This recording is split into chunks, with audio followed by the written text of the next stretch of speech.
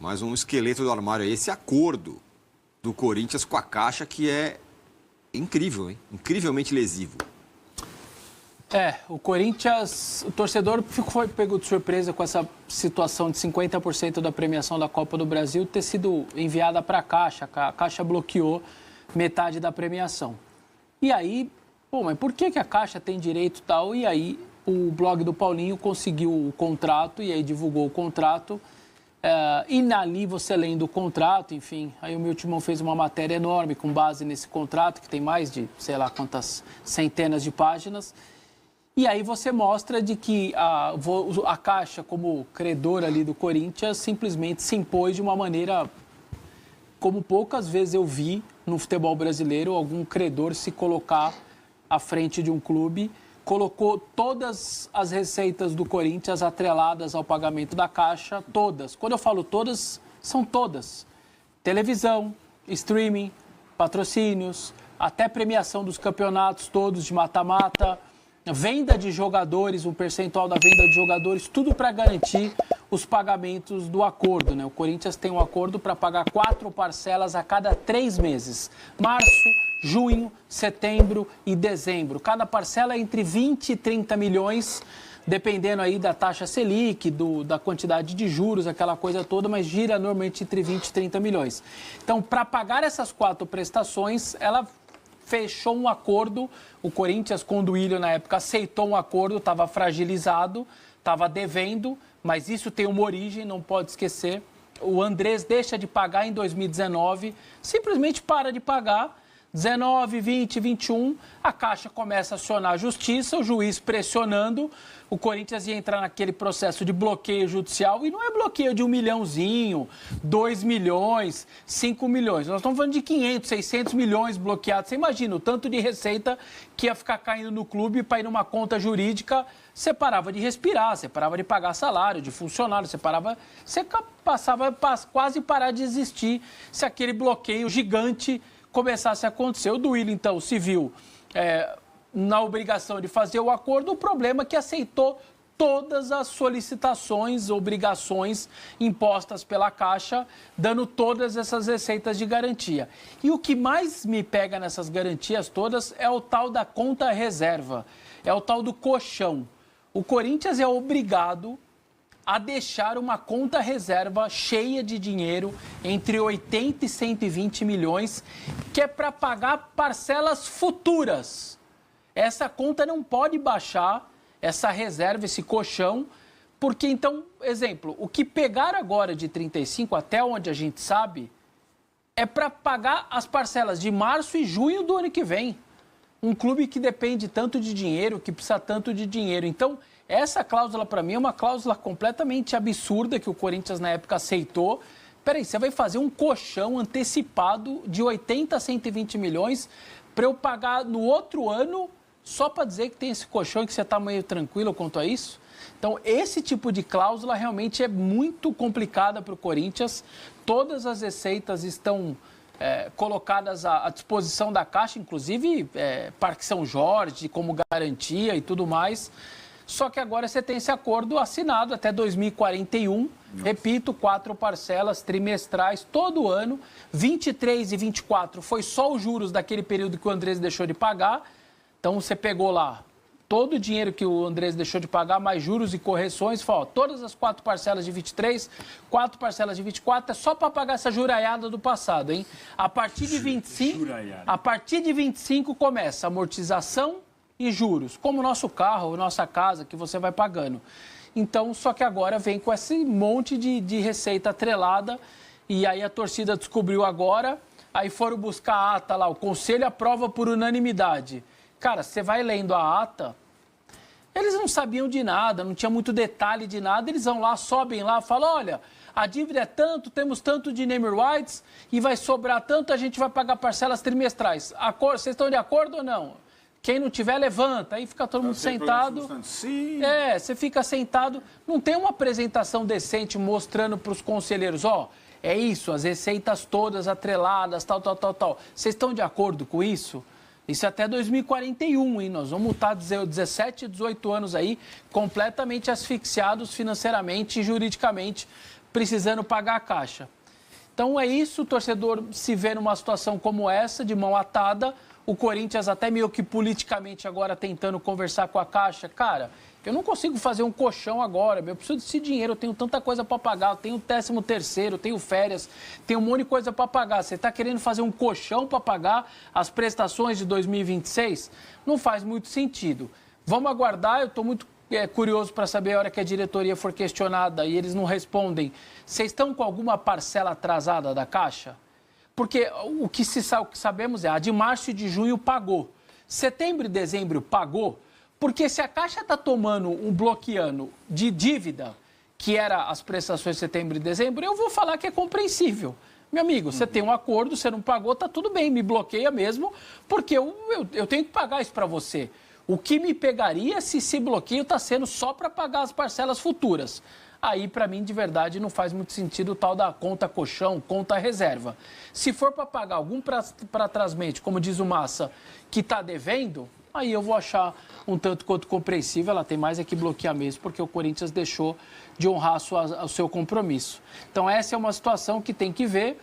Agora o Corinthians está tentando a permanência do Maicon também. Vamos ver se consegue. Ofereceu 3 anos de contrato. Vamos ver se o Shakhtar aceita. Eu acho que o Corinthians, no meio do Transfer Ban, que ainda nem pagou, está lá o nomezinho do Corinthians, Botafogo e outros 10 times pequenos lá na lista da FIFA. Tá dando F5 daquele jeito? Todo dia, toda manhã eu vou no F5 lá para ver se o nome tá lá ou se saiu, ou se entrou de novo, se tem 2 linhas ali do Corinthians. Isso, né? Então você não pode. Tem uma só. Tem uma só. Uma linha lá só. E o do Grêmio que estava há 3 dias saiu do Grêmio também. Então, assim, o Corinthians está tentando o Maicon porque não pode ficar com ninguém. Então, no mínimo, você não pode contratar ninguém. Você permanece com aquele que você está conseguindo um acordo agora com o Fagner de uma rescisão antecipada. O contrato era até o final de 26. Uma dúvida, o Transfer Ban permite esse contrato, dessa mudança do contrato de empréstimo para... Eu acho que não. O empréstimo para empréstimo ou volta do empréstimo como o Pedro Raul, tá tudo bem.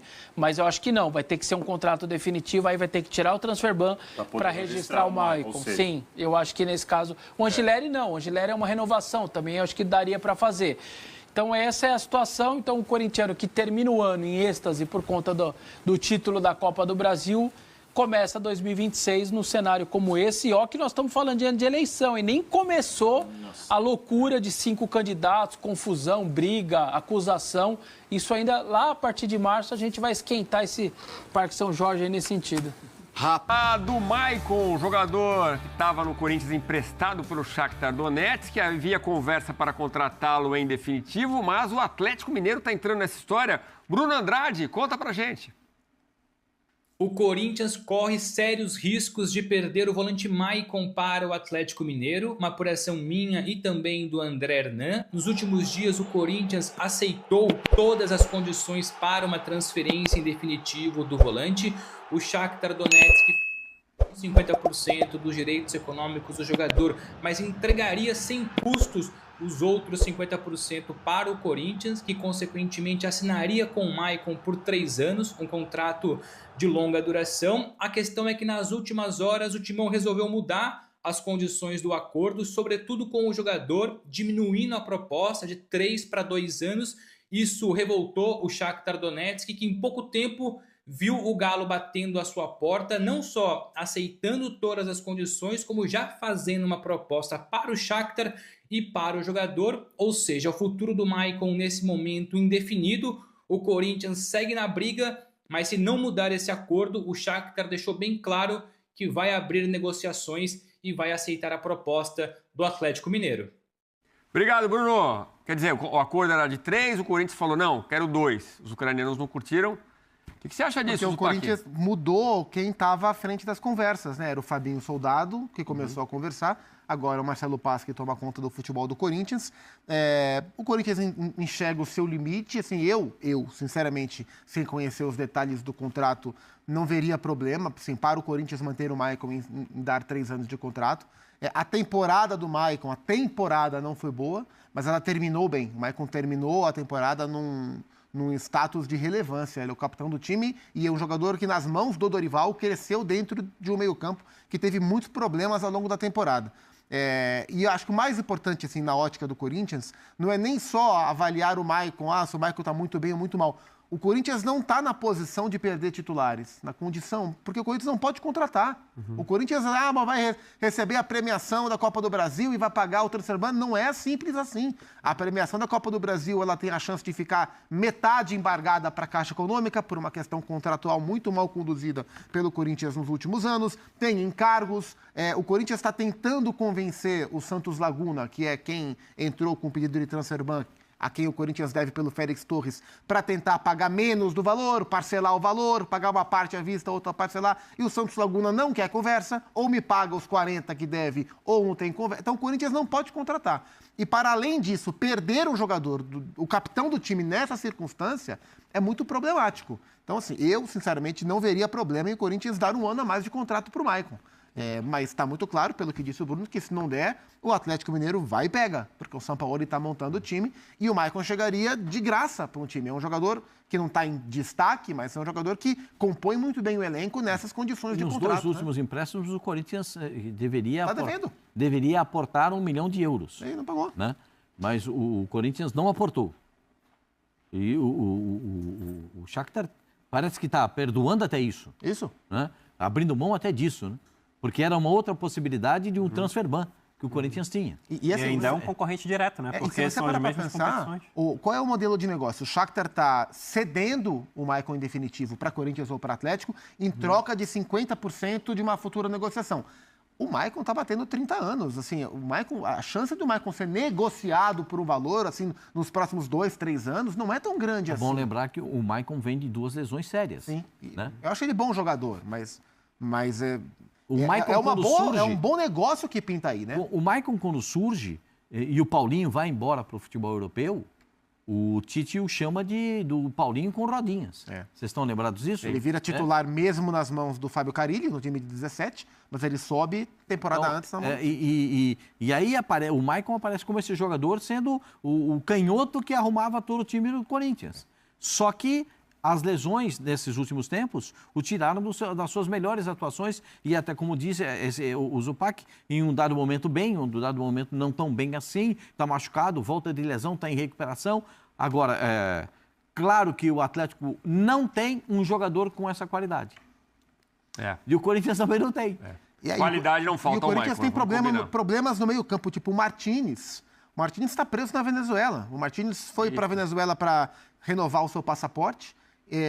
Segundo o Corinthians tinha de informação, isso poderia demorar até 6 meses. Isso antes do problema que aconteceu agora na Venezuela. Agora, com essa questão diplomática na Venezuela, fica ainda mais complicado. Então, o Corinthians, que já não pode contratar, e não sabe por quanto tempo vai ficar sem um dos seus meio-campistas, que está sempre jogando. Pode ficar sem mais um. O Dorival só tem problema, cara.